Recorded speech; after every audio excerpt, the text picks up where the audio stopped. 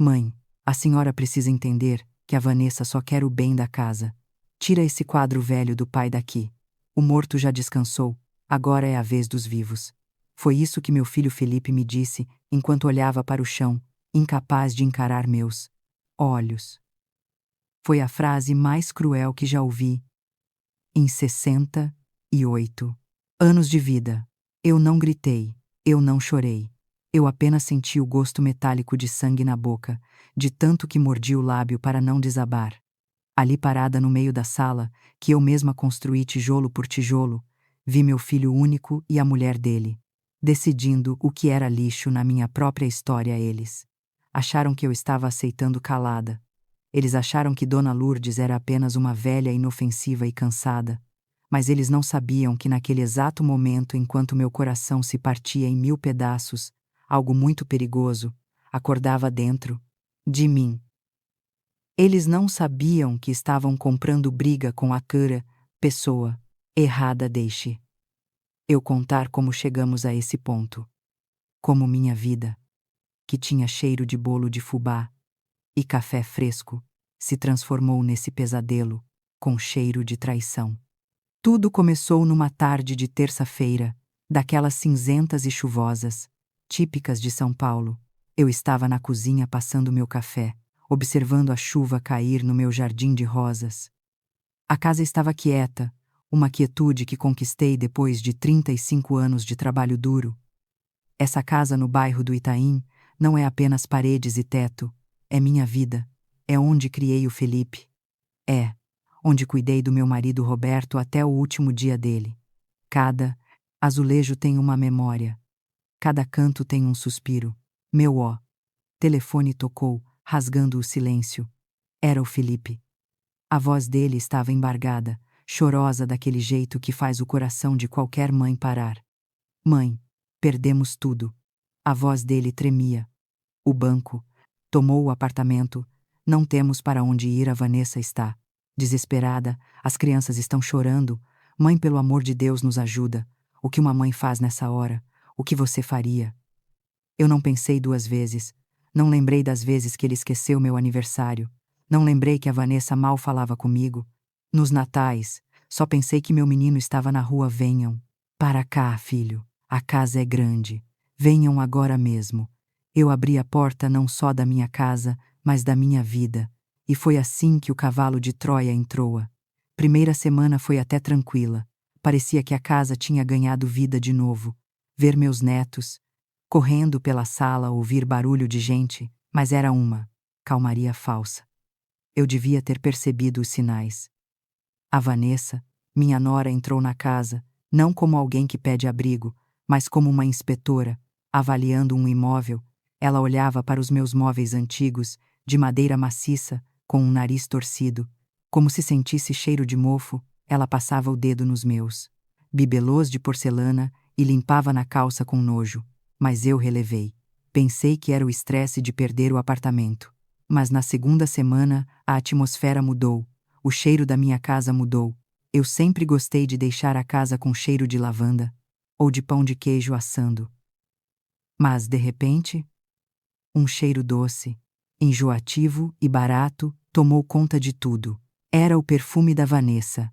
Ela borrifava aquilo em tudo, nos sofás, nas cortinas, até no meu quarto. Era como se ela estivesse marcando território como um animal. Eu estava na cozinha preparando o almoço, fazendo uma feijoada que o Felipe adorava, quando criança. Vanessa entrou batendo os saltos do sapato no chão, aquele toque, toque, toque seco que me dava dor de cabeça. Ela parou do lado do fogão, cruzou os braços e disse: Dona Lourdes, com todo respeito, essa comida é muito pesada, as crianças não podem comer tanta gordura. A partir de amanhã, eu assumo a cozinha. Vamos ter uma dieta mais moderna. Eu segurei a colher de pau com força, minha cozinha, meu santuário, mas olhei para o Felipe, que estava sentado na mesa, mexendo no celular. Ele nem levantou a cabeça. Tudo bem, Vanessa, eu disse engolindo seco. Se é melhor para as crianças, tudo bem. Eu fui expulsa da minha própria cozinha. A partir daquele dia, eu não podia mais cozinhar o que eu queria. Se eu fizesse um café, Ela reclamava que o pó estava velho. Se eu limpasse o chão, ela passava um pano depois, dizendo que ainda estava sujo.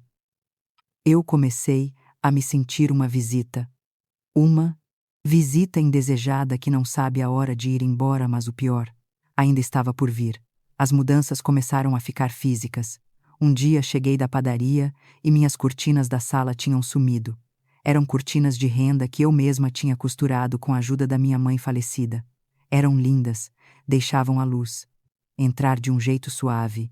No lugar delas havia umas persianas cinzas de plástico, feias e frias, que deixavam a sala parecendo um consultório dentário. Vanessa, onde estão minhas cortinas?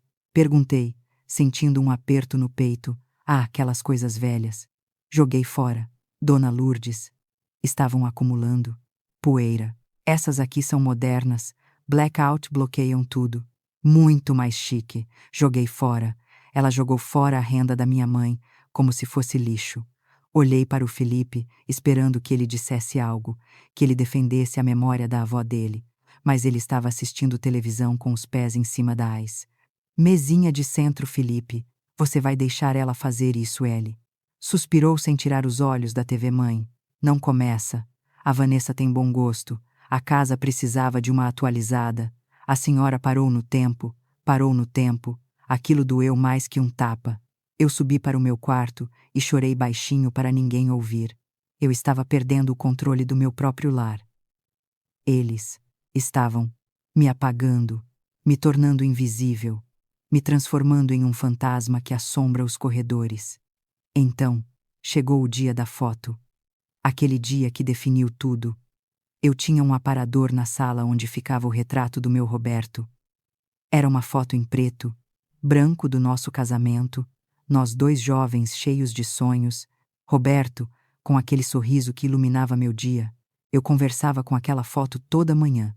Era meu jeito de manter ele vivo na memória. Eu estava descendo as escadas quando vi a cena. A Vanessa estava parada na frente do aparador, com aquele hobby de seda rosa choque, segurando o porta-retrato do meu marido. As unhas dela compridas e pintadas de vermelho batiam no vidro da foto. Tec, tec, tec. Um barulho irritante e desrespeitoso. Felipe. Ela chamou alto. Felipe, vem ver isso aqui. Meu filho apareceu vindo da cozinha com um pedaço de pão na mão. Olha. Isso, amor. A Vanessa disse, virando a foto para ele. Essa foto aqui na entrada é muito mórbida. É energia de morte. A gente tentando recomeçar a vida e dar de cara com um morto. Logo de manhã. Isso traz azar. Não combina com a decoração nova que eu quero fazer. Eu congelei no último degrau. Minhas mãos tremiam segurando o corrimão. Eu queria gritar, queria voar no corrimão, pescoço dela, e arrancar a foto da mão dela, mas minhas pernas não obedeciam. Eu olhei para o Felipe, meu menino, o menino que o Roberto ensinou a andar de bicicleta, o menino que chorou no colo do pai quando ralou. O joelho. Felipe olhou para a foto do pai. Depois olhou para a esposa e então ele disse a frase que matou a mãe que existia dentro de mim. Amor tem razão. Tira isso daí. A mãe precisa desapegar. O pai já morreu. Faz tempo. Não precisa ficar encarando a gente todo dia. Foi nesse momento que eu desci o resto da escada. Meus passos eram. Eu cheguei perto deles. A Vanessa me viu e nem se assustou. Ela sorriu, aquele sorriso de cobra que sabe que tem veneno. Dona Lourdes, estávamos falando justamente da senhora. Vamos guardar essa foto no sótão, ok, para limpar a energia da casa. Eu peguei a foto da mão dela, com calma, limpei a marca dos dedos dela no vidro com a manga da minha blusa, olhei bem nos olhos do meu filho. Ele desviou o olhar. Covarde, não precisa guardar, eu disse, com a voz baixa, mas firme. Eu levo para o meu quarto. O Roberto vai ficar onde ele é bem-vindo. A Vanessa deu de ombros. Ótimo. Assim, a sala fica mais clean. Eu subi as escadas de volta, abraçada ao retrato do meu marido. Entrei no meu quarto e tranquei a porta. Sentei na minha poltrona velha, aquela que eles ainda não tinham jogado fora, e fiquei ali no escuro. Não acendi a luz. Apenas fiquei acariciando o rosto do Roberto na foto. Roberto, sussurrei. Eles não te respeitam. Eles não me respeitam. Eles acham que essa casa é deles. Eles acham que eu sou um estorvo. Naquela noite, eu não consegui dormir. A sede me pegou de madrugada. Minha garganta estava seca como o deserto. Olhei no relógio. Eram 2h37 da manhã. A casa estava silenciosa. Um silêncio, pesado carregado. Eu abri a porta do meu quarto devagar, tentando não fazer o assoalho ranger. Fui caminhando pelo corredor em direção à cozinha. A luz da lua entrava pela janela, iluminando o caminho. Mas quando eu passei pela porta do quarto onde o Felipe e a Vanessa estavam dormindo, eu ouvi algo. Barulho de sono, não era ronco. Eram vozes. Sussurros. Parei. Prendi a respiração. Algo me dizia para não dar mais nenhum passo. Algo me dizia para colar o ouvido na porta e escutar, e foi o que eu fiz. E o que eu ouvi naquela madrugada gelou o sangue nas minhas veias. O que eu ouvi mudaria tudo. O que eu ouvi foi a sentença final. E ali no escuro do corredor, sozinha e de pijama, eu descobri que o buraco era muito mais fundo do que eu imaginava. A dona Lourdes boazinha tinha acabado de morrer. Mas eles ainda não sabiam disso. O relógio na parede do corredor parecia bater mais alto do que o normal. Tic-tac, tic-tac, marcando o compasso do meu próprio coração, que estava prestes a explodir. Eu colei o ouvido na madeira fria da porta. O corredor estava escuro, mas o quê? Eu ouvia. Iluminava tudo com a claridade terrível da Ariesse. Verdade, era a voz da Vanessa. Ela não estava sussurrando juras de amor. Ela estava sussurrando um plano que envolvia o meu nome, a minha casa e o meu destino.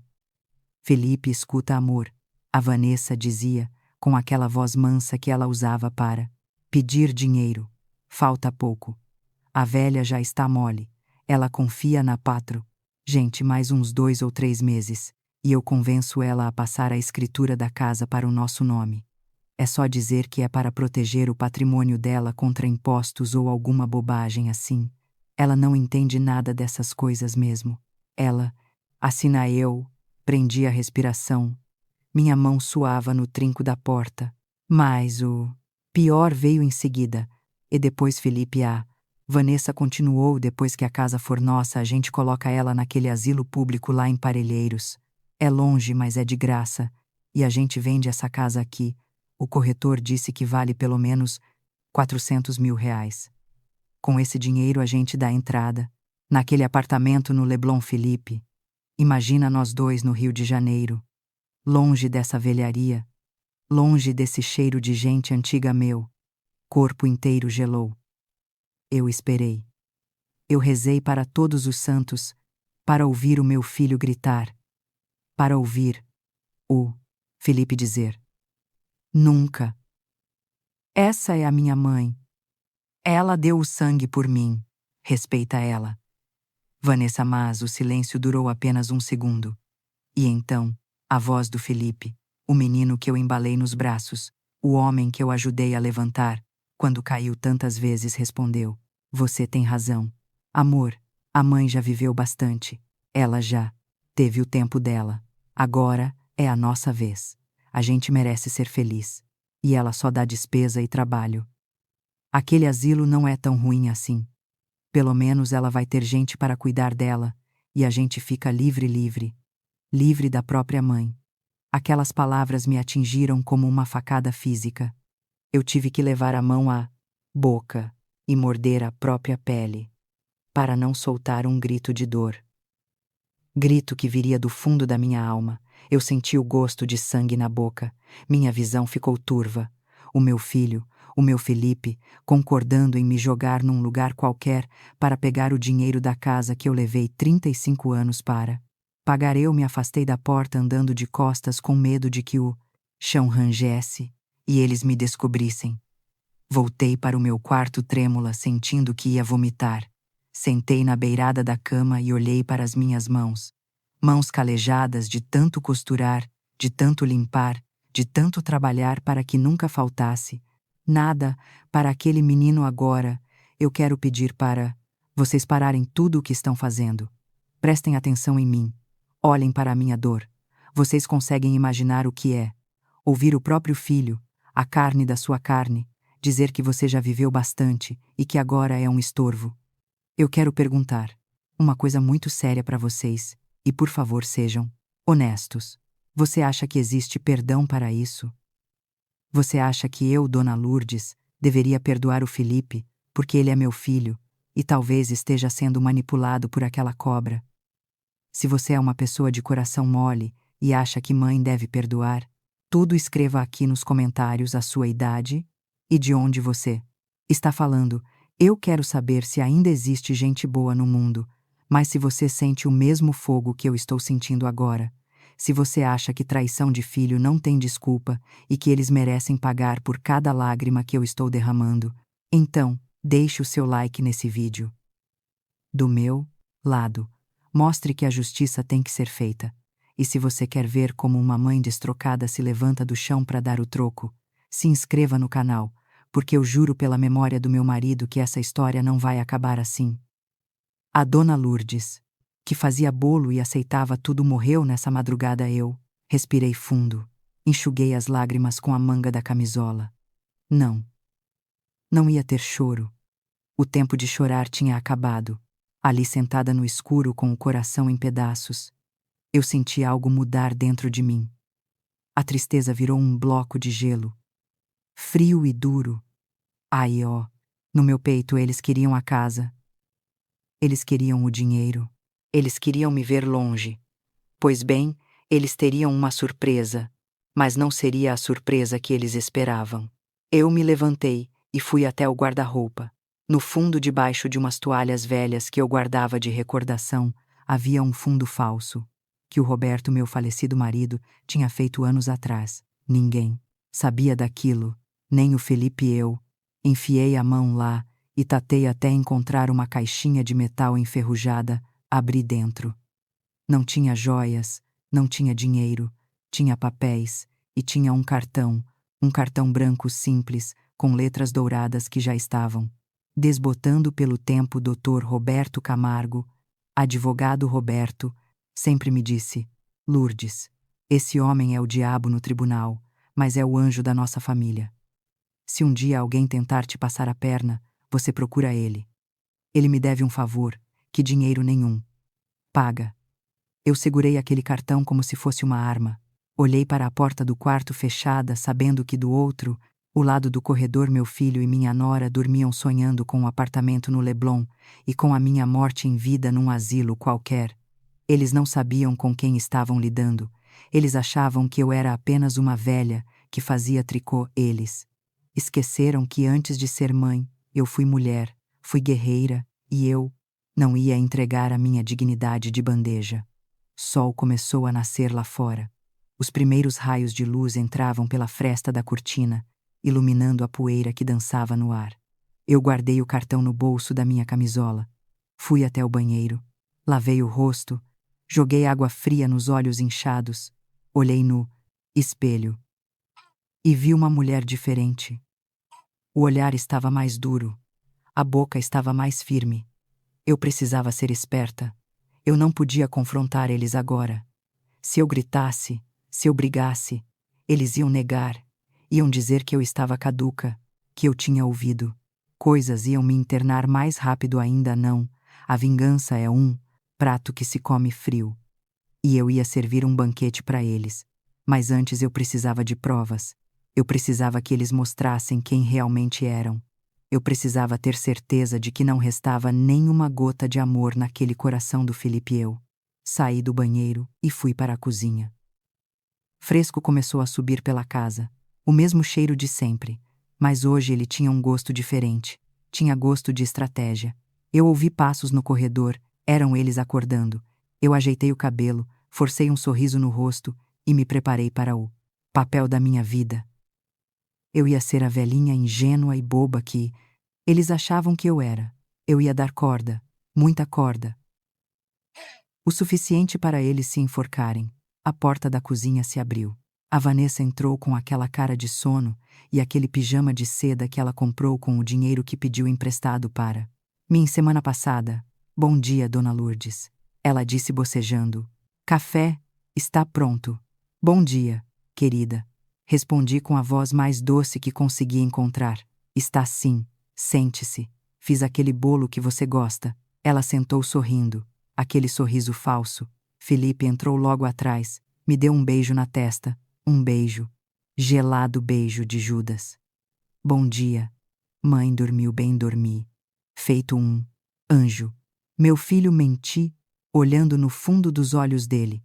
Dormi sonhando com o futuro. Eles se olharam cúmplices. Eles acharam que o futuro era o apartamento no Rio. Mas eu sabia que o futuro deles seria bem diferente. Eu precisava testar a ganância deles. Eu precisava ver até onde eles iriam por alguns trocados, e eu sabia exatamente como começar. Eu tinha uma relíquia guardada, uma coisa que valia muito dinheiro, mas que para eles parecia velharia. Eu olhei para o armário, onde guardava o jogo de jantar de porcelana da minha avó, e naquele momento, enquanto servia o café para os meus algozes, eu soube exatamente o que fazer a seguir. O jogo iria começar. Eu continuei ali na cozinha com a xícara de café na mão, observando o vapor subir e desaparecer no ar. Assim como o amor que eu sentia por aquelas duas pessoas estava desaparecendo, era hora de colocar a máscara. Eu precisava ser a atriz principal daquele teatro grotesco, a Dona Lourdes ingênua, a Dona Lourdes ingênua, velhinha, que só serve para fazer bolo e pagar contas, estava prestes a entrar em cena. Vanessa olhou para o armário, entreaberto, onde eu guardava as poucas relíquias que me restavam. Os olhos dela bateram direto naquilo que eu sabia que chamaria a atenção. O aparelho de jantar de porcelana portuguesa era uma herança da minha mãe. Uma coisa linda, delicada, com bordas pintadas a ouro. Eu sabia que valia muito dinheiro. Pelo menos uns R$ 4.500 em qualquer antiquário sério.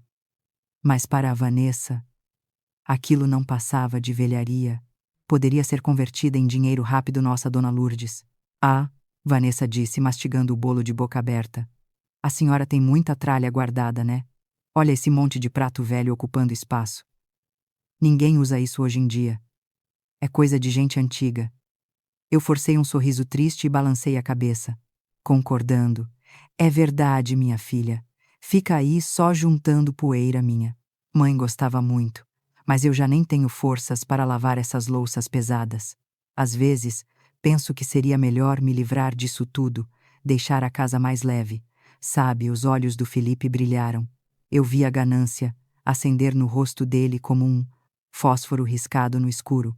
É, mãe, o Felipe disse limpando a boca, com as costas da mão. Ah, Vanessa, tem razão. A gente precisa modernizar. Se a senhora quiser, a Vanessa pode vender essas coisas na internet. Ela entende dessas tecnologias de desapego. Ah, sério? Eu perguntei, fingindo surpresa e gratidão. Vocês fariam isso por mim? Seria um alívio tirar esse peso dos meus ombros. Podem pegar, pode vender tudo, o que conseguirem de dinheiro. Usem para comprar coisas gostosas para as crianças. Vanessa levantou da cadeira num pulo, nem terminou o café. Ela correu para o armário e começou a pegar as peças de porcelana, com aquelas unhas compridas batendo nos pratos com uma falta de cuidado que me deu um arrepio na espinha. Ela não via a história da minha família ali. Ela via notas de dinheiro.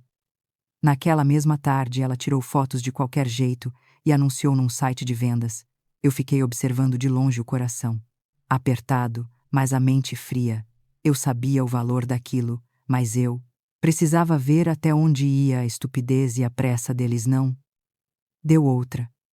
No dia seguinte, um homem veio buscar o aparelho de jantar inteiro.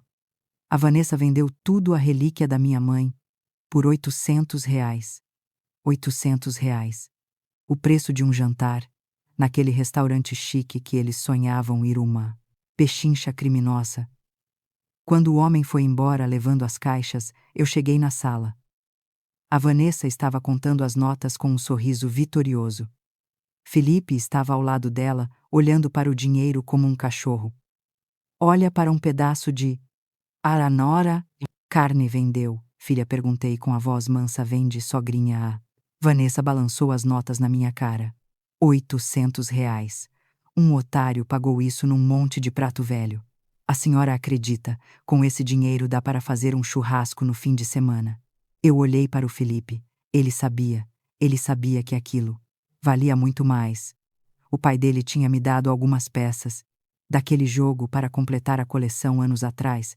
Ele sabia o valor sentimental e financeiro. Felipe, meu filho, R$ 800, não é muito pouco. Aquilo era da sua avó, a mãe.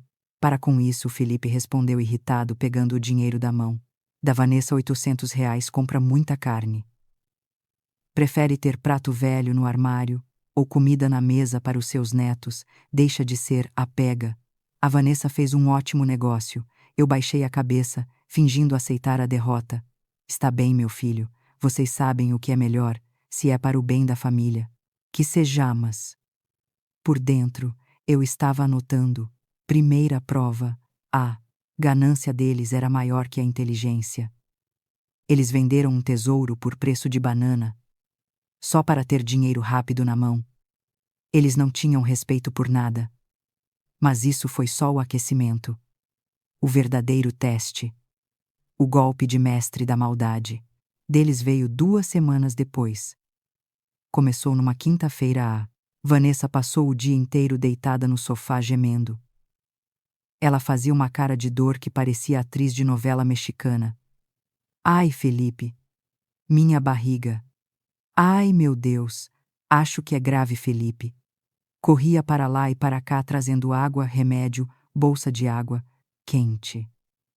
Eu fiquei observando do canto da sala, tricotando, mas com os ouvidos atentos. De noite, a coisa piorou. A Vanessa começou a chorar dizendo que sentia pontadas, que achava que era algo no útero ou no estômago, algo terrível. Ela olhou para mim com aqueles olhos de crocodilo e disse: Dona Lourdes, eu preciso de um médico especialista, mas o nosso plano de saúde não cobre e a consulta é muito cara. Eu vou morrer, Dona Lourdes. Felipe veio até mim desesperado.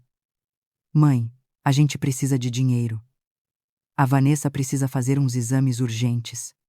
O médico particular cobrou R$ 12.000 por tudo. Consulta, exames, remédios. É a vida da minha esposa. Mãe, dose, R$ 1.000. Eu sabia que eles não tinham esse dinheiro. E eles sabiam que eu tinha um pequeno terreno no interior. Um pedacinho de terra que eu guardava para a velhice. A única coisa que me restava além da casa é... Grave mesmo, meu filho? Perguntei segurando a mão dele, sentindo o suor frio da mentira na pele dele. É muito grave. Mãe, o Felipe disse sem piscar. Se a gente não fizer esses exames agora, ela pode não resistir. Eu respirei fundo, olhei para a Vanessa gemendo no sofá fingindo dor, olhei para o meu filho mentindo na minha cara.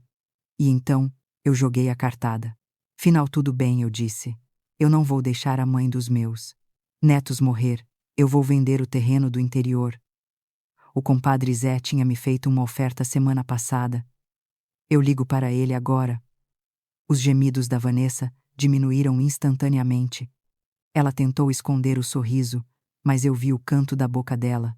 Subi, eu vendi o terreno, vendi o meu porto seguro, peguei o EAI, dinheiro. R$ 12.000 em notas vivas.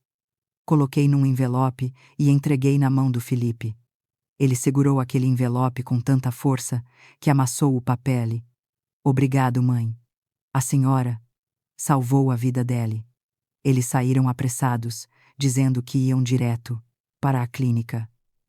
Eu fiquei na janela vendo o carro se afastar, sabendo que não havia clínica nenhuma. Sabendo que eu tinha acabado de financiar a minha própria destruição. Passaram-se 2 semanas. A Vanessa milagrosamente se curou. Dizia que os remédios caros tinham feito efeito. Ela andava pela casa cantarolando, mas havia algo diferente nela. Ela usava um curativo pequeno no nariz. Dizia que tinha batido na porta do armário, mas eu não sou boba, foi a dona Neide, minha vizinha de porta e minha fiel escudeira, que trouxe a prova final. A dona Neide é daquelas vizinhas que sabem até a cor da roupa de baixo que você está usando. Ela veio tomar café comigo, numa tarde de sol, e colocou o celular na mesa com a tela virada. Para mim, Lourdes, você precisa ver isso. A Neide disse com a voz baixa. Eu peguei o celular. Era o Instagram da Vanessa. Ela tinha me bloqueado, claro, mas esqueceu de bloquear a dona Neide, e lá estava a foto, postada há 2 dias a Vanessa. Estava deitada numa cadeira reclinável, num lugar chique com paredes de mármore. Ela não estava numa clínica de oncologia ou fazendo exames de estômago. Ela estava numa clínica de estética famosa, na Zona Sul. O nariz dela estava com talas e curativos. A legenda da foto dizia: sonho, realizado, nariz novo, vida nova. Obrigada, amor, por realizar meu desejo. Eu senti o estômago revirar. Não era câncer. Não era doença grave. Era uma rinoplastia. Uma plástica no nariz. Eles usaram o dinheiro do meu terreno, o dinheiro do meu suor, para deixar o nariz daquela cobra mais empinado, e o Felipe, ele estava na foto também, segurando a mão dela, sorrindo como um idiota. Ele sabia. Ele sempre soube. Ele tirou o dinheiro da mãe dele, inventando uma doença mortal, para a esposa ficar mais bonita para as fotos. Eu devolvi o celular para a dona Neide, com a mão firme. Não treme. Não chorei. Apenas dei um sorriso frio. Um sorriso que a dona Neide nunca tinha visto no meu rosto bonito, o nariz dela. Eu disse: é bom que ela respire bem fundo com esse nariz novo por. Que Lourdes? A Neide perguntou, assustada com a minha calma. Porque ela vai precisar de muito ar, Neide. Ela vai precisar de muito fôlego para correr do que vem por aí. Naquele momento, a última gota de piedade que eu tinha secou. Eu não via mais meu filho e minha nora. Eu via inimigos. E inimigos, a gente não perdoa, a gente derrota. Eu me levantei da mesa do café, alisei meu vestido e olhei para o relógio. Estava na hora. Eu tinha as provas. Eu tinha a venda do aparelho de jantar.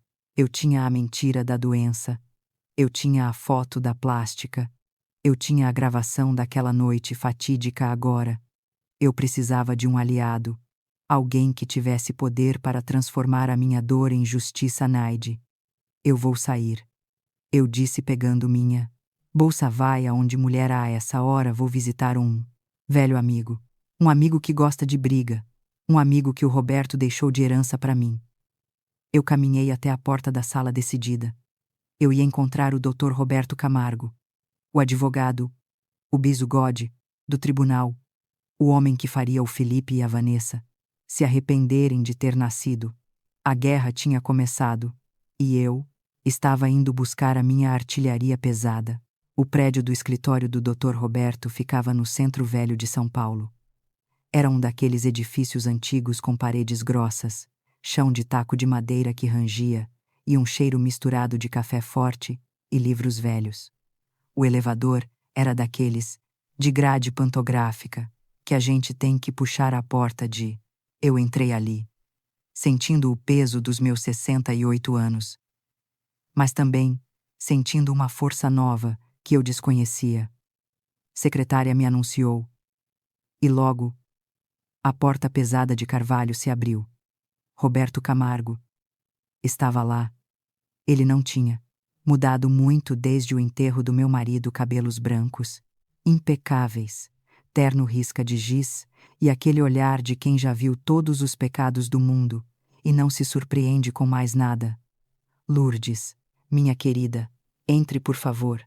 A voz dele era grave e acolhedora, como um abraço. Eu entrei e me sentei na cadeira de couro diante da mesa imensa dele. O escritório cheirava a madeira antiga e charuto. Era um cheiro de poder, um cheiro de coisas sérias. Roberto, eu vim porque preciso de ajuda, eu disse sem rodeios. Eles querem me tirar tudo. Roberto não disse nada, apenas entrelaçou os dedos e me olhou por cima dos óculos. Esperando, eu abri a minha bolsa e comecei a colocar as provas na mesa de madeira maciça. Primeiro o recibo da venda do aparelho de jantar, depois o comprovante de saque dos 12 mil reais. Junto coloquei a foto impressa do Instagram da Vanessa com o nariz novo e por último coloquei o meu celular. Em cima da mesa. Escuta isso, Roberto, eu disse com a voz.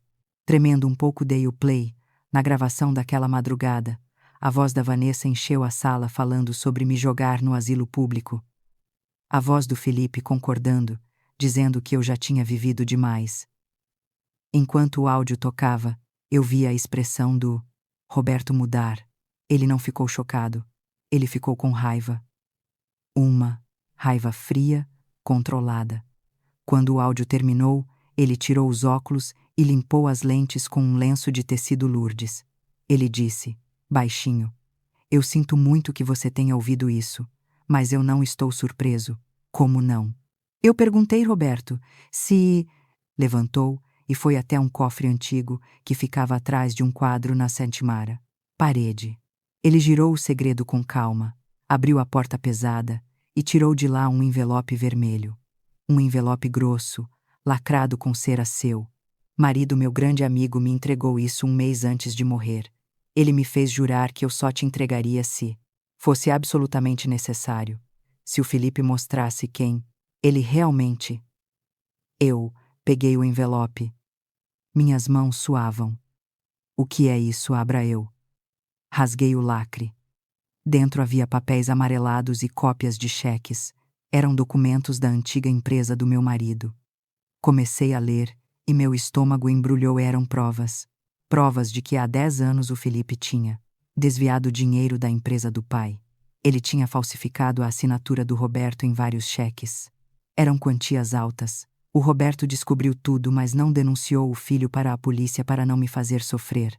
Ele pagou o prejuízo do Cora, próprio bolso, e demitiu o Felipe.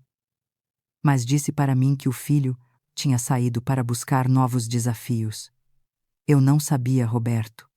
Eu sussurrei com lágrimas nos olhos. Eu nunca soube. Eu, seu marido, quis te poupar, Lourdes. Ele dizia que o Felipe tinha um desvio de caráter, uma falha na alma.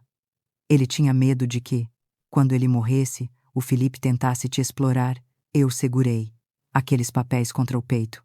A última gota de culpa que eu sentia por estar agindo contra meu filho desapareceu ali, naquele escritório com cheiro de charuto. O Felipe não se tornou ruim agora. Ele sempre foi. Assim como a Vanessa, ele se merecia. Roberto, o que a gente faz? Eu perguntei, enxugando as lágrimas secas. Agora é guerra. Roberto sorriu. Aquele sorriso de quem sabe exatamente como ganhar um jogo. Vamos fazer algo melhor que guerra, Lourdes. Vamos fazer justiça. Vamos criar uma armadilha legal da qual eles nunca vão conseguir sair. Ele pegou uma pasta azul e começou a explicar o plano. A voz dele era firme e me dava segurança. Primeiro, vamos criar um fundo fiduciário, um trust. Vamos transferir a titularidade da sua casa para esse fundo. A partir de amanhã, a casa não será mais sua no papel. Ela pertencerá ao fundo. Mas, e se eles me expulsarem? Eu perguntei com medo. Não podem. O Roberto explicou com paciência. No contrato do fundo haverá uma cláusula de usufruto vitalício.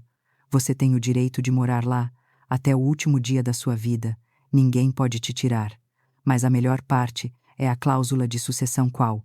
É quando você faltar, a casa não vai para o Felipe nem um tijolo. A propriedade passará automaticamente para o nome da sua neta, a Bia, e do seu neto, quando eles completarem 25 anos. Até lá, o fundo administra. Felipe e Vanessa não verão a cor desse dinheiro. Nunca. Eu sorri. Era perfeito. Era a proteção que eu precisava e o tora dos dedos zero com osso. Castigo que eles mereciam. Mas não é só isso, Roberto. Continuou. Eles estão jogando sujo, Lourdes. Eles vão tentar dizer que você está gaga, que não responde por si. Precisamos nos proteger. Ele pegou o telefone e ligou para alguém. Tenho uma equipe de segurança de confiança. Eles vão à sua casa amanhã. Enquanto seu filho e sua nora estiverem fora, vamos instalar câmeras e microfones em todos os cômodos. Sala-cozinha, corredores, tudo para quê? Para gravar o dia a dia, para gravar os maus tratos, os gritos, as humilhações. Se eles tentarem te interditar, nós teremos centenas de horas de vídeo provando quem são os verdadeiros vilões. Nós vamos transformar a sua casa no Duzos na casa no Sim, Big Brother da vida real Lourdes. E eles nem vão desconfiar. Eu senti um arrepio na espinha. Era um plano ousado, era um plano perigoso. Mas eu olhei para o envelope vermelho na mesa. Lembrei da voz do meu marido, tentando me proteger mesmo depois de morto, e soube que eu tinha que fazer isso. Vamos fazer. Roberto, eu disse, quando começamos agora, assine aqui. Eu assinei dezenas de papéis, transferi meu patrimônio, blindei minha vida, preparei o terreno para a batalha final. Quando saí do escritório do Roberto, o sol estava se pondo em São Paulo, as ruas estavam cheias de gente apressada, mas eu não tinha pressa. Eu caminhava devagar, sentindo o chão firme debaixo dos meus pés. Eu não era mais a viúva triste e solitária. Eu era uma mulher com uma missão. Eu passei numa loja de eletrônicos e comprei um gravador digital pequeno daqueles de jornalista para andar comigo no bolso do avental caso as câmeras falhassem. Eu teria o meu seguro. Voltei para a casa de táxi.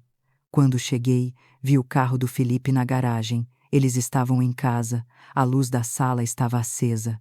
Eu respirei fundo, coloquei a minha máscara de velhinha inofensiva e abri a porta. Vanessa estava no sofá, lixando as unhas. Felipe estava bebendo uma cerveja. Eles nem olharam para mim quando entrei onde a senhora estava. Até essa hora, a Vanessa perguntou sem interesse. Só para controlar fui rezar minha filha, menti com a maior tranquilidade do mundo, fui pedir a Deus que ilumine a nossa família. Eles riram. Uma risada debochada. Reza bastante, sogrinha. Ah, Vanessa disse. A gente está precisando de um milagre financeiro. Eu fui para a cozinha, beber água e sorri no escuro. O milagre financeiro que eles queriam não viria. Mas o pesadelo jurídico que eles mereciam já estava a caminho. Amanhã. As câmeras seriam instaladas amanhã. A casa deixaria de ser minha no papel para ser minha fortaleza. E depois de amanhã eu daria o próximo passo. Eu ia servir o jantar mais indigesto da vida deles. Eu ia concordar com o plano deles. Eu ia dizer que aceitava ir para o asilo e ia ver a alegria podre nos olhos deles antes de puxar o tapete. A aliança estava formada. Eu tinha a lei, eu tinha a verdade, e eu tinha a memória do meu marido ao meu lado. Agora era só esperar o momento certo para fechar a armadilha. O domingo amanheceu com um sol forte daqueles que prometem calor e dia de praia, mas na minha casa o clima era outro. Era clima de velório, embora só eu soubesse quem era o defunto. Eu acordei cedo como de costume e fui direto para a cozinha. Hoje era o dia do grande teatro. Eu precisava ser convincente. Eu precisava que eles acreditassem que tinham vencido, que tinham quebrado o meu espírito. Decidi fazer uma feijoada completa. Era o prato preferido do Felipe: feijão preto, costelinha, carne seca, paio-couve, cortada bem fininha, farofa de bacon, tudo feito com aquele capricho que só mãe tem. O cheiro começou a tomar conta da casa por volta das 10 da manhã. Aquele cheiro de alho fritando, de louro de carne defumada. Um cheiro que antigamente trazia alegria para essa casa, mas que hoje parecia um disfarce. Eu podia ouvir eles lá em tais cima no quarto, rindo, conversando alto, provavelmente fazendo planos com o dinheiro que achavam que iam ganhar. Quando deu meio-dia, eu coloquei a mesa. Usei uma toalha bonita, mas não a melhor. Não queria gastar minha toalha de linho com traidores. Coloquei a feijoada na travessa de barro e chamei: ó, almoço está na mesa. Eles desceram rápido, A fome e a ganância andam sempre juntas. A Vanessa entrou na cozinha e fingiu surpresa. Nossa, Dona Lourdes feijoada! Que milagre é esse? A senhora não disse que estava cansada de cozinhar.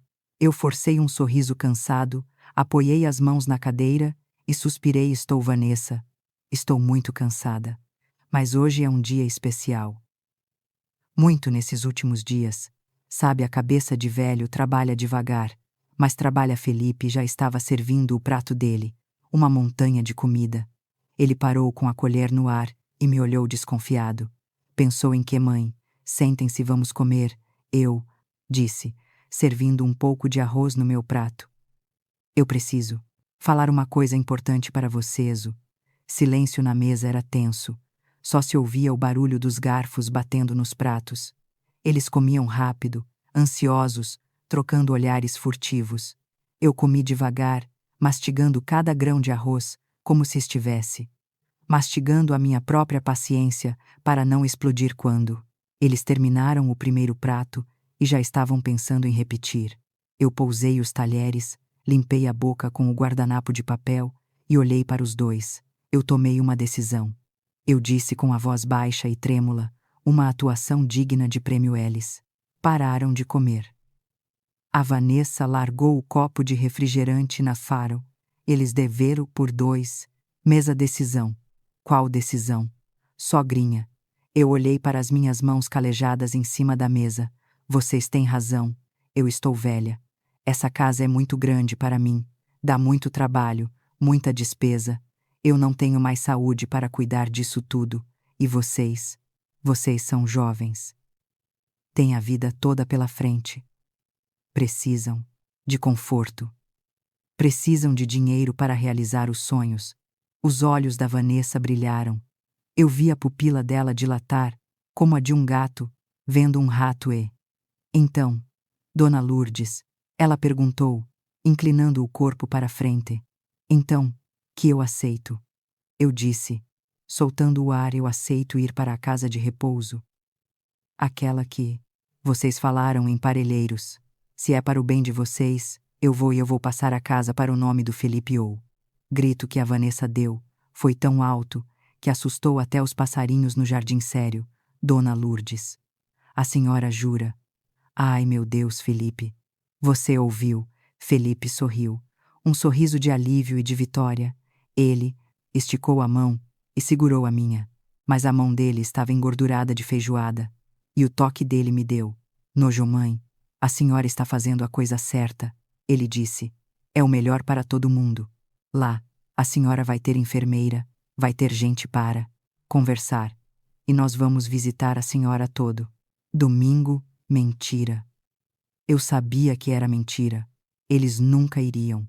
Mas eu balancei a cabeça e deixei uma lágrima cair. Uma lágrima verdadeira. Mas não de tristeza, e sim de raiva. Eu só quero que vocês sejam felizes. Eu disse-a. Vanessa levantou da mesa, correu até o armário da sala. De lá ela tirou uma garrafa de vinho. Um vinho caro que eu tinha ganhado de presente de aniversário anos atrás e que ela tinha escondido de mim, dizendo que tinha quebrado. Ela abriu a garrafa ali mesmo e encheu 3 taças. Vamos brindar, ela gritou, aos novos começos, à vida nova. No apartamento do Leblon eles brindaram. Eles riram. Eles beberam o meu vinho na minha frente, celebrando a minha desgraça, e eu bebi um gole sentindo o gosto amargo da traição descendo pela garganta. E foi aí que eles começaram a falar. Foi aí que a língua deles se soltou com o álcool e com a certeza da vitória. Amor, a Vanessa disse com os olhos brilhando, já imaginando a reforma. A gente precisa vender essa casa rápido. O corretor disse que se a gente derrubar algumas paredes valoriza. O Felipe concordou com a boca cheia, e aquela garagem precisa aumentar. Cabe 2 carros ali, se a gente tirar aquele jardim da frente. Meu coração parou. Jardim da frente, jardim de rosas. Eu perguntei com um fio de voz. Mãe, aquelas roseiras velhas? O Felipe disse, sem nem me olhar. Aquilo só dá espinho e junta inseto. A gente arranca tudo cimenta o chão e faz uma garagem coberta, vai ficar show. Valoriza o imóvel na hora da venda. Aquelas roseiras foram plantadas pelo pai dele. O Roberto amava aquelas rosas. Ele cuidava delas todo fim de semana. Era o orgulho dele. E o Felipe queria arrancar, cimentar, apagar a memória do próprio pai, por causa de uma garagem. Eu apertei o guardanapo debaixo da mesa com tanta força que minhas unhas furaram o papel. Naquele momento, se eu tivesse alguma dúvida, ela sumiu. Eles não mereciam nada.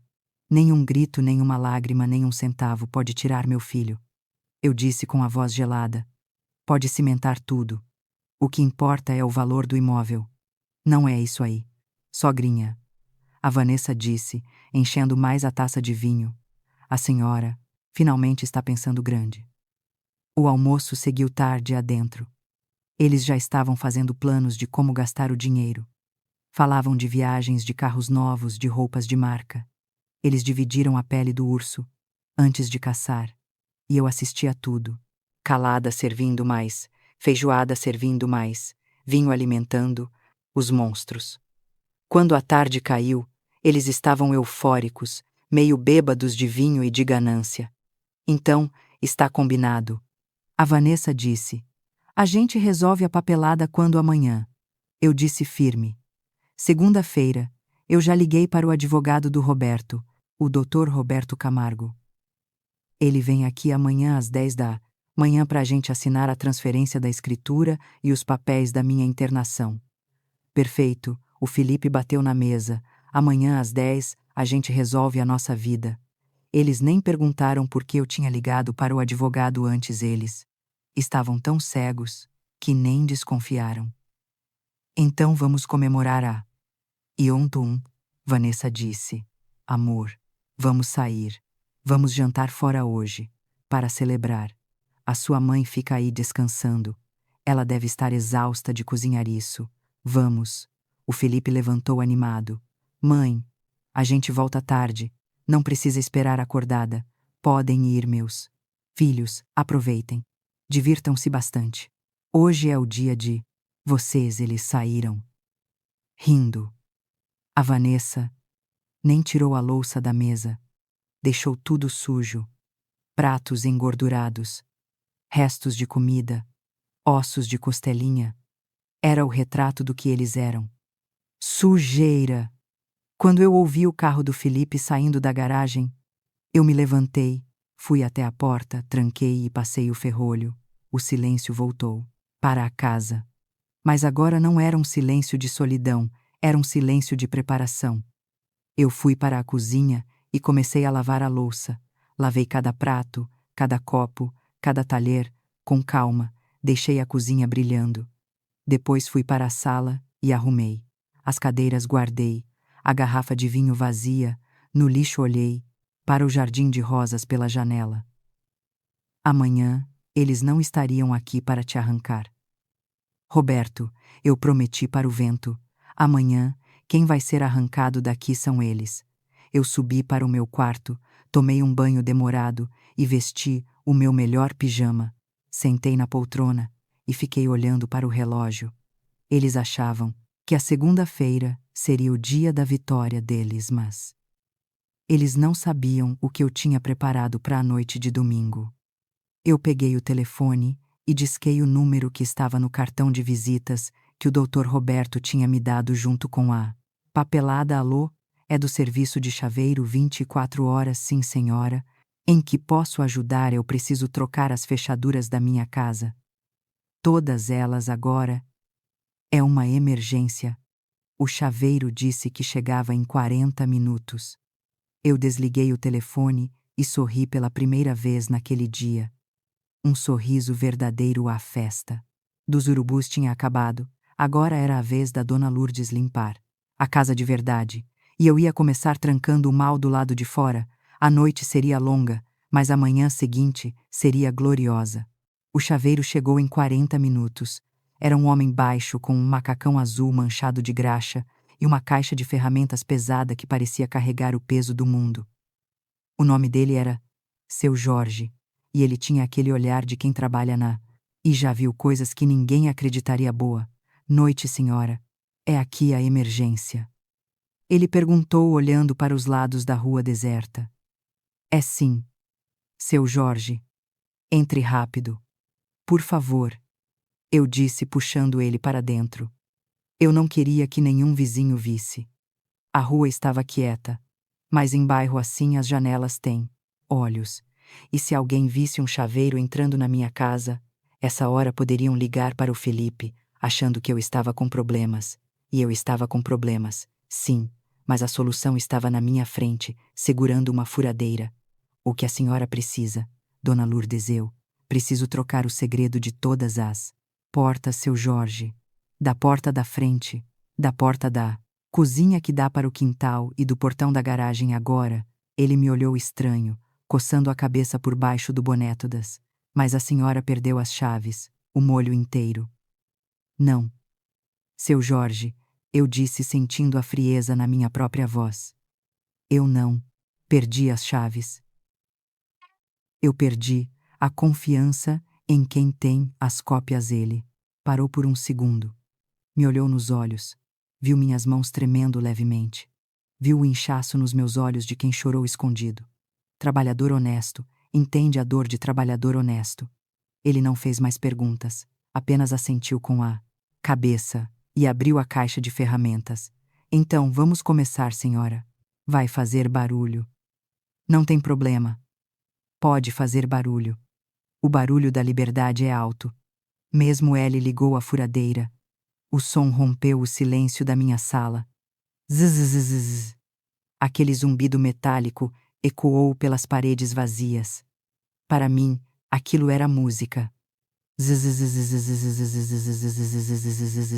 Era melhor que qualquer sinfonia. Era o som das correntes se quebrando. Eu fiquei ali, parada de braços cruzados, assistindo a cada movimento dele. Primeiro, a porta da frente. Aquela fechadura dourada que o Felipe tinha a chave desde os 15 anos. Aquela chave que ele usava para entrar na hora que queria para trazer a namorada para invadir a minha vida. Caiu no chão com um baque seco. Ploque, pedaço de metal inútil. Lixo. Depois, fomos para a cozinha, a porta dos fundos. Aquela por onde a Vanessa entrava sem bater, como se fosse dona do mundo. Seu Jorge trabalhou rápido. Suas mãos grossas eram ágeis. Ele arrancou o miolo da fechadura velha e encaixou a nova, prateada brilhante. Segura, quanto tempo vai levar, seu Jorge? Eu perguntei, olhando para o relógio na parede. O tempo parecia correr mais rápido. Mais uns 30 minutos, dona. Fica tranquila. Ninguém entra aqui hoje sem a sua permissão. Eu fui até a cozinha e preparei um café para ele. Manter ocupada, minha cabeça não parava. E se eles voltassem mais cedo? E se a festa acabasse e eles decidissem vir dormir em casa? Meu coração batia na garganta a cada carro que passava na rua, mas eles não voltaram. Eles deviam estar gastando o dinheiro que achavam que iam herdar rindo da minha cara, brindando a minha estupidez. Mal sabiam eles que a estupidez estava com os dias contados. Pronto, dona, tudo novo seu. Jorge limpou as mãos num pano velho e me entregou um molho de chaves. Eram 4 chaves prateadas, pesadas, frias. Eu fechei a mão sobre elas e senti o metal morder a minha pele. Era a sensação mais segura que eu tinha sentido em anos. Essas são chaves Tetra, senhora. É o sistema mais seguro que tem. Nem com pé de cabra eles abrem isso aqui sem fazer um escândalo. Agora a senhora é a única dona desse castelo. A única dona. Eu sorri. Um sorriso triste, mas aliviado. Quanto é, seu Jorge? Ficou. R$ 500, senhora. É taxa de domingo à noite e serviço de emergência. Eu tirei o dinheiro do bolso do avental. 600 notas de R$ 100, novinhas. Fica com o troco. Pelo silêncio e pela rapidez ele agradeceu, guardou o dinheiro e saiu. Eu tranquei a porta atrás dele, enfiei a chave nova na bade, fechadura e girei clac-clac, 2 voltas. O som da tranca deslizando foi como um tiro de misericórdia na minha vida. A casa estava trancada. A minha casa agora eu estava sozinha. Eram 11h30 da noite. Apaguei todas as luzes, deixei a casa Sinairo Balé, casa num breu total. A escuridão era minha aliada. Eu puxei a minha poltrona favorita, aquela de veludo verde que ficava de frente para a porta de entrada, e me sentei. Não liguei a televisão. Não liguei o rádio. Eu precisava de silêncio. Eu precisava me concentrar. Eu era uma sentinela. Um soldado na trincheira, esperando o inimigo aparecer no horizonte. Peguei o meu terço que estava na mesa de centro. Comecei a rezar. Não pedia perdão. Eu não tinha feito nada de errado. Pedia força. Pedia coragem. Pedia que o espírito do meu Roberto estivesse ali comigo, segurando a minha mão. As horas se arrastavam. 1 da manhã, 2 da manhã. O sono vinha pesado, tentando fechar meus olhos, mas eu não deixava. Eu beliscava meu braço para ficar acordada. Se eu dormisse, eu poderia sonhar. E nos sonhos, eu ainda era a mãe boba, que amava o filho incondicionalmente. Acordada, eu era a Dona Lourdes vingadora. Eu ouvia os estalos da casa, a madeira, dilatando, com o frio da madrugada, o vento, batendo nas janelas. Parecia que a casa sabia. Parecia que as paredes estavam respirando aliviadas, porque finalmente eu tinha tomado uma atitude. Finalmente eu estava defendendo o nosso lar. 3 da manhã. Eu fui até a cozinha no escuro, conhecendo cada passo de memória, bebi um copo de água gelada, olhei para a mesa de jantar onde horas antes eles tinham comido a minha feijoada e planejado a minha morte em vida. Amanhã, aquela mesa seria o tribunal. Amanhã, aquela mesa veria a sentença. Voltei para a poltrona. O doutor Roberto tinha dito que chegaria às 5:30 da manhã. Ele entraria pelos fundos. Eu já tinha deixado a chave do portãozinho lateral separada para ele. Nós ficaríamos aqui, no escuro, esperando como caçadores na toca. 4 da manhã. O céu começou a mudar de cor lá fora. Um azul marinho profundo, quase roxo. O frio da madrugada entrou. Pelas frestas da janela, eu me enrolei no meu xale de lã preto. Eu vesti preto hoje. Simbólico. Era o luto pelo filho que eu perdi em vida. O Felipe que eu amava tinha morrido. O homem que voltaria para casa hoje era um estranho. Um inimigo. 5 da manhã. O primeiro passarinho cantou no jardim. O mundo estava acordando, a cidade começava a se mexer, mas aqui dentro o tempo estava parado. Eu ouvi um barulho leve na porta da cozinha. Eram 3 batidinhas secas. Era o sinal. Eu levantei as pernas duras de ficar sentada a noite toda e fui abrir. Era o doutor Roberto. Ele entrou em silêncio, parecendo uma sombra. Trazia a pasta de documentos na mão e a expressão séria de "Sempre está pronta, Lourdes." Ele sussurrou: "Estou, Roberto." Nós voltamos para a sala. Ele se sentou no sofá no canto mais escuro. Eu voltei para a minha poltrona de frente para a porta. 5:55. O silêncio foi quebrado por um barulho de foiro. 5.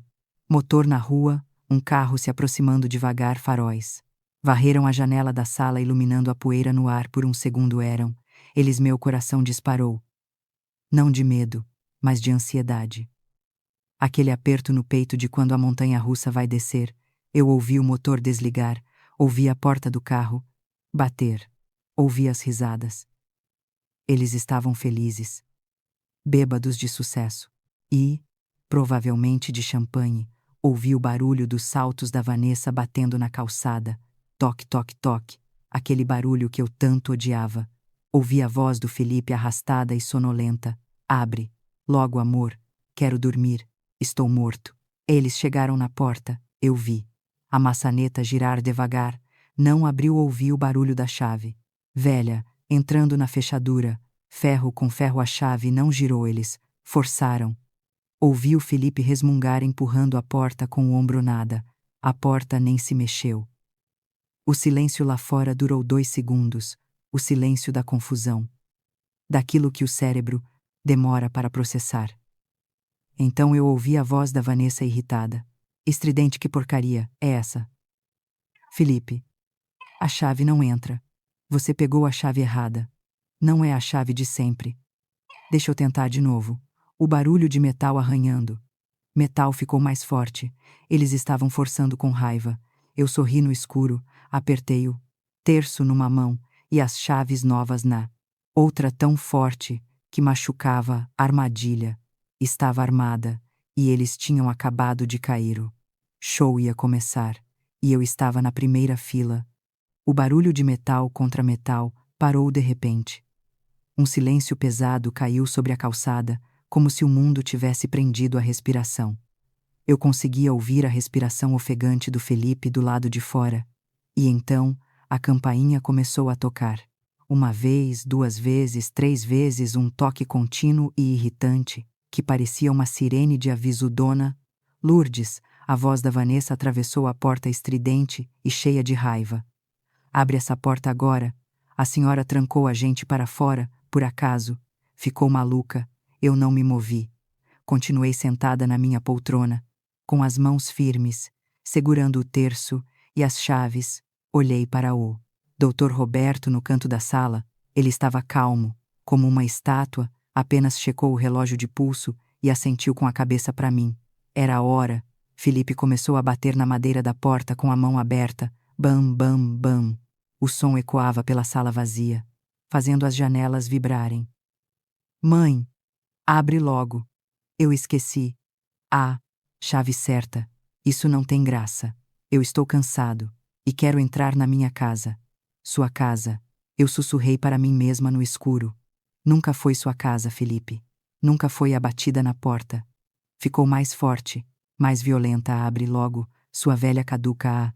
Vanessa gritou, perdendo completamente a máscara de Nora boazinha. A gente sabe que você está aí. Eu vi a luz do corredor piscar. Abre, ou a gente vai arrombar. Eu senti um arrepio frio subir pela espinha, não de medo, mas de antecipação.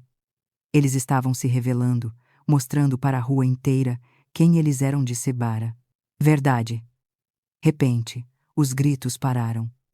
Ouvi passos pesados, se afastando na calçada.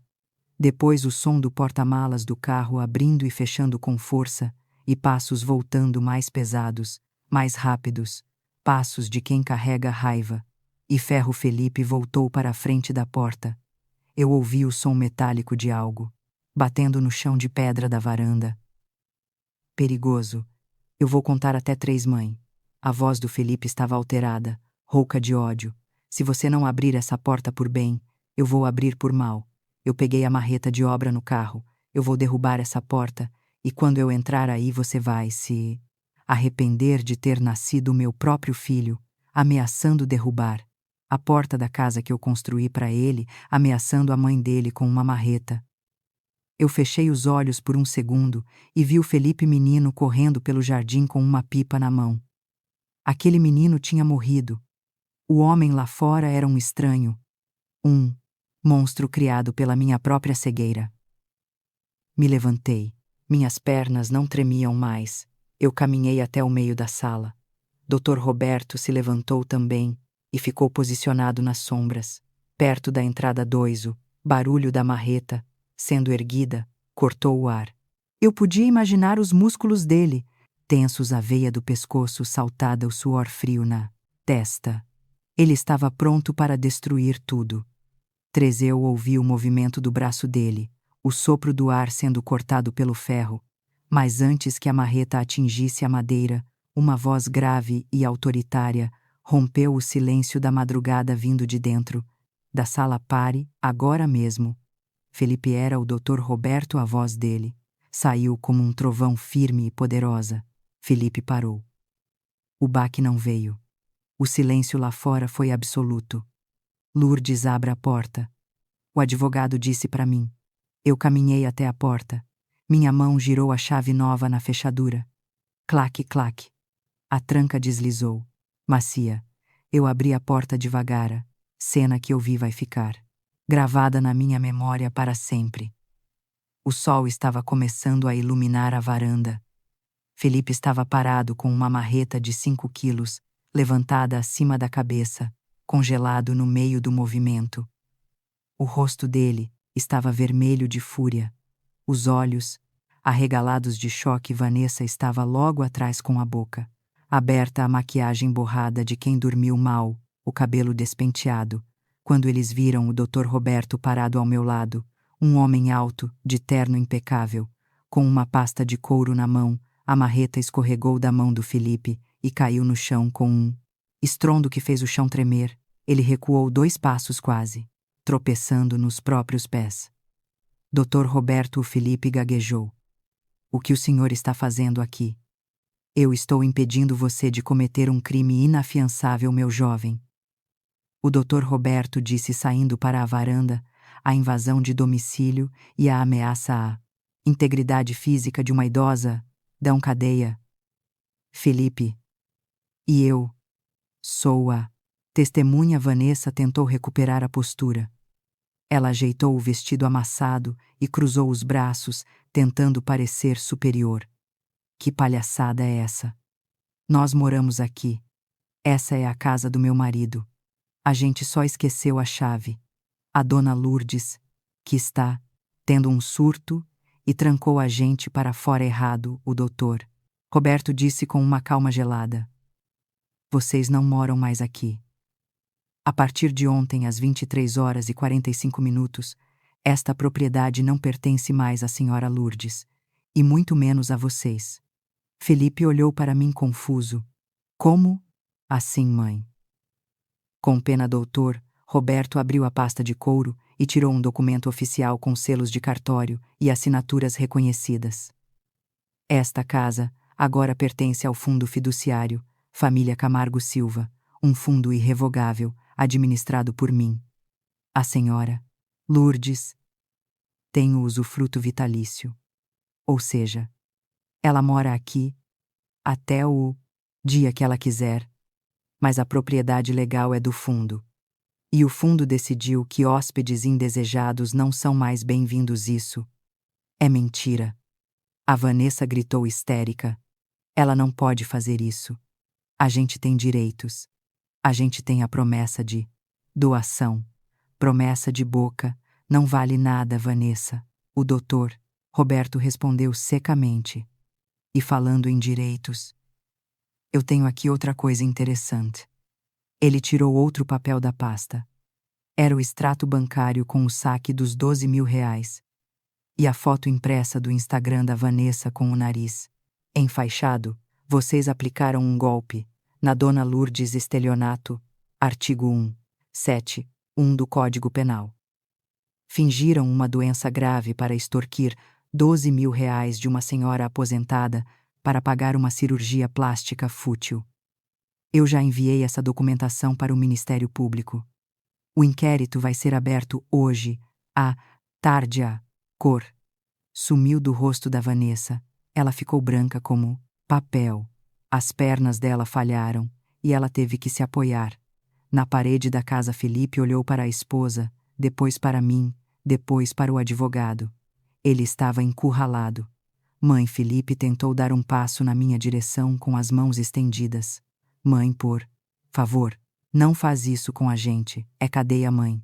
Você vai mandar seu filho para a cadeia.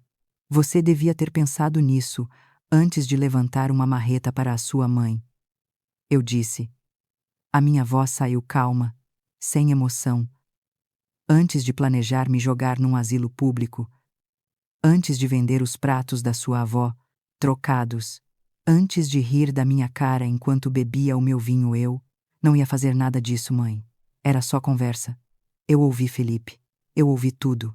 Eu tenho gravado a sua voz dizendo que eu já tinha vivido demais, que eu era um estorvo. Ele parou. O choque da revelação foi pior que um tapa na cara. Ele sabia que não tinha defesa. Dr. Roberto olhou para o relógio novamente. Vocês têm exatos 15 minutos para entrar nessa casa, pegar apenas as roupas e objetos de uso pessoal e sair. Se tentarem levar qualquer coisa que não seja roupa, um móvel, um eletrodoméstico, um quadro, eu chamo a polícia. Agora a viatura já está de aviso na esquina, esperando o meu sinal. Mas para onde a gente vai? A Vanessa chora. Mingou lágrimas pretas de rímel, escorrendo pelo rosto. A gente não tem para onde ir isso. Não é problema meu. O Dr. Roberto disse frio. Vocês têm o dinheiro da venda do apartamento. Não tem. Ah não. Vocês gastaram tudo em viagens e roupas caras. Azar o de vocês. 15 minutos.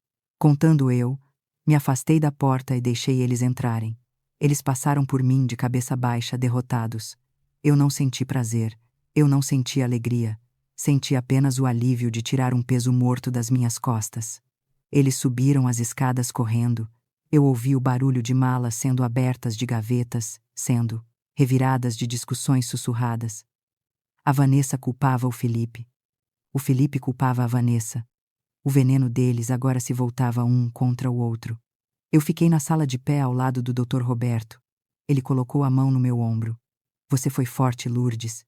Muito forte, e eu tinha que ser Roberto. Pelo meu marido, pela minha neta, por mim. Minutos depois eles desceram. Felipe carregava 2 malas grandes. Vanessa carregava bolsas e sacolas. Eles pareciam refugiados de uma guerra que eles mesmos começaram. Felipe parou na minha frente. Ele parecia querer dizer alguma coisa. Pedir perdão. Talvez. Ou tentar uma última manipulação. Mas ele olhou nos meus olhos e viu que não tinha nada lá. Não tinha amor. Não tinha raiva. Tinha apenas um muro. Uma parede intransponível.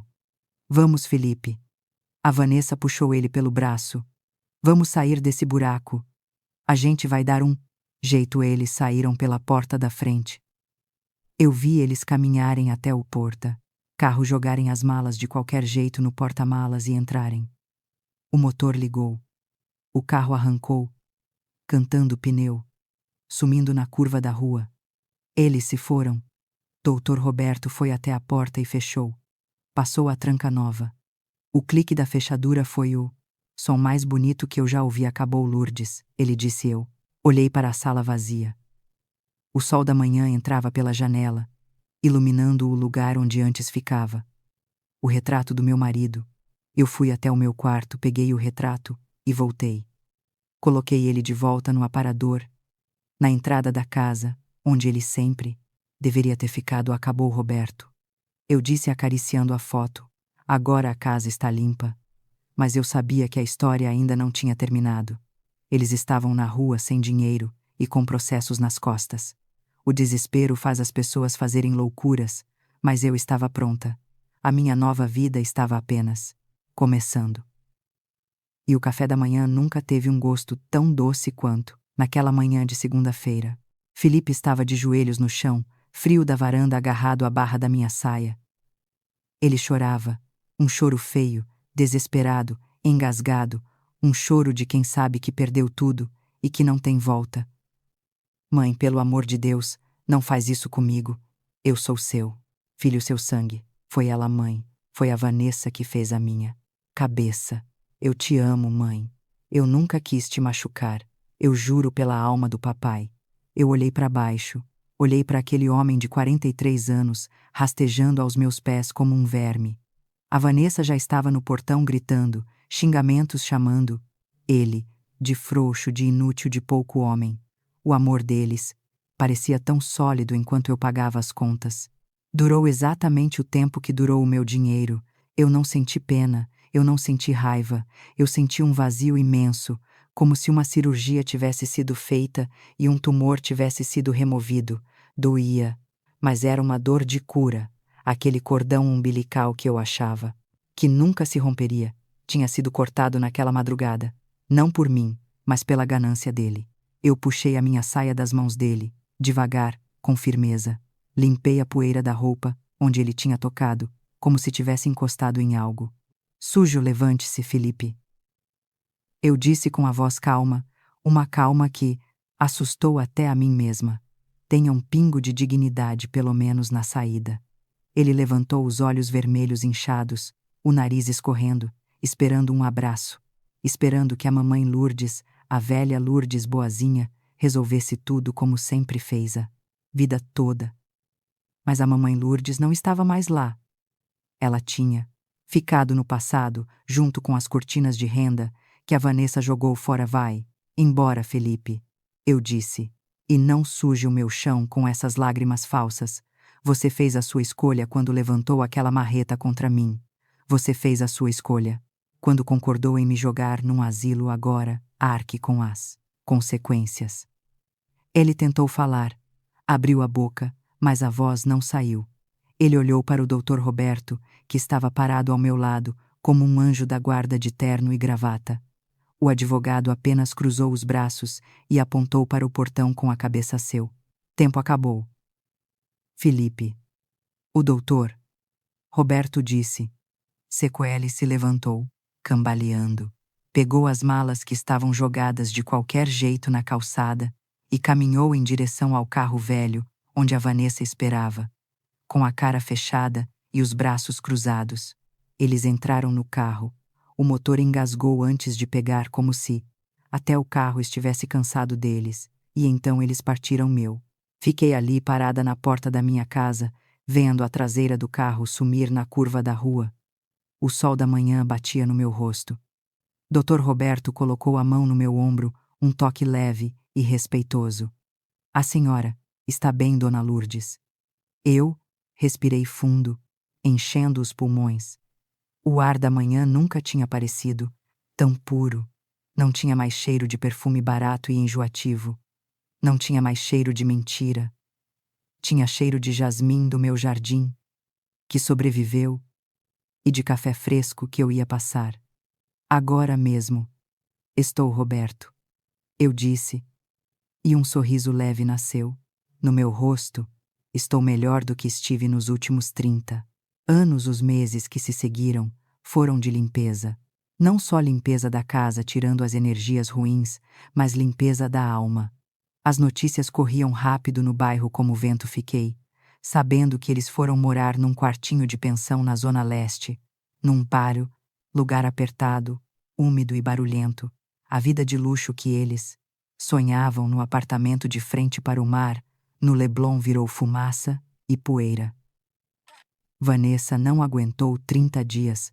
Assim que ela percebeu que o Felipe não tinha mais onde cair morto, que o dinheiro da cirurgia plástica ia ter que ser devolvido, sob pena de prisão, e que ele estava atolado em dívidas, ela foi embora. Dizem as más línguas que ela voltou para a casa dos pais no interior, com uma mão na frente e outra atrás. O amor dela era verde, da cor do dinheiro, e quando o verde acabou, o amor secou e morreu. E o Felipe? Bem, o Felipe teve que aprender o que é ser homem pela primeira vez na vida.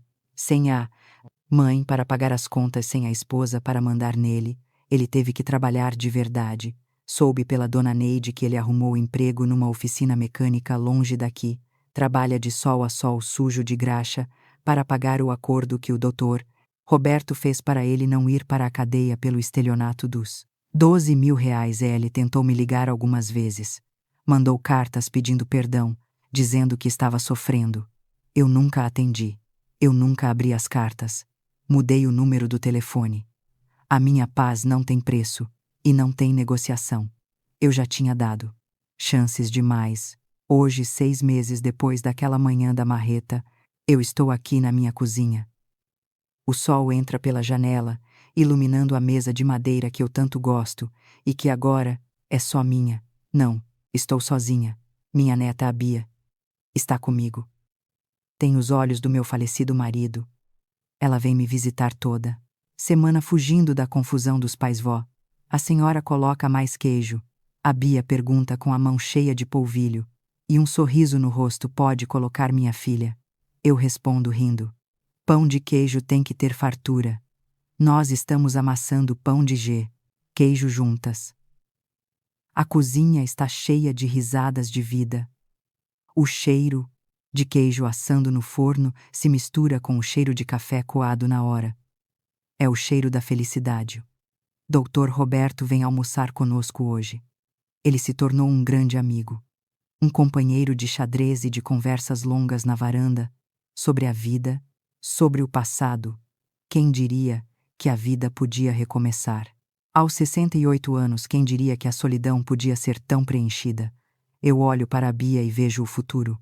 O fundo fiduciário garante que essa casa será dela, Um dia, quando ela tiver juízo e idade, ninguém vai tirar isso dela, e ninguém vai tirar a minha paz de mim.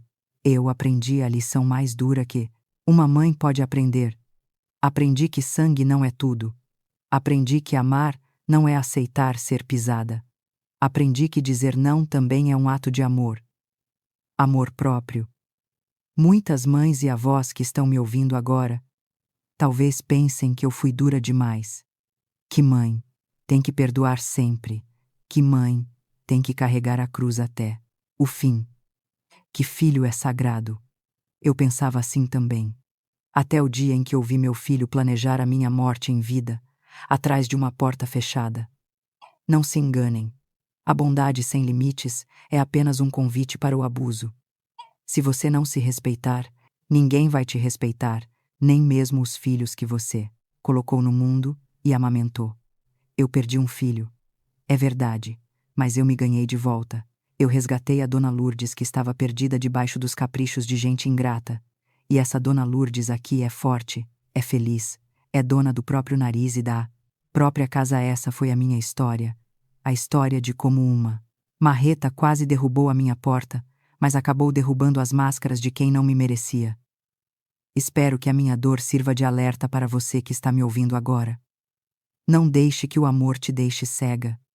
Não entregue a chave da sua vida e da fortu benhais, esse andesse e da fortu benhais, sua casa, para ninguém. Sua dignidade vale mais do que qualquer relação tóxica, mesmo que seja de família. Se você chegou até aqui comigo, se você sentiu o meu sofrimento naquela madrugada, escura e vibrou com a minha vitória naquela manhã de sol, eu quero te pedir uma coisa: não guarde essa história só para você. Compartilhe com aquela amiga que faz tudo pelos filhos e esquece de si mesma. Compartilhe com quem precisa acordar antes que seja tarde. E se você concorda que o respeito tem que vir em primeiro lugar, deixe o seu like aqui agora. Inscreva no canal para ouvir mais histórias de vida, de coragem e de justiça. Porque nós precisamos nos apoiar. Aperte o sininho para não perder nenhum capítulo das nossas vidas. Eu sou a Dona Lourdes e agradeço do fundo do meu coração por você ter me escutado. Lembre-se, a chave da sua felicidade só deve ficar no seu bolso. Um beijo grande, até a próxima história. Fique com Deus e não deixe ninguém apagar o seu brilho.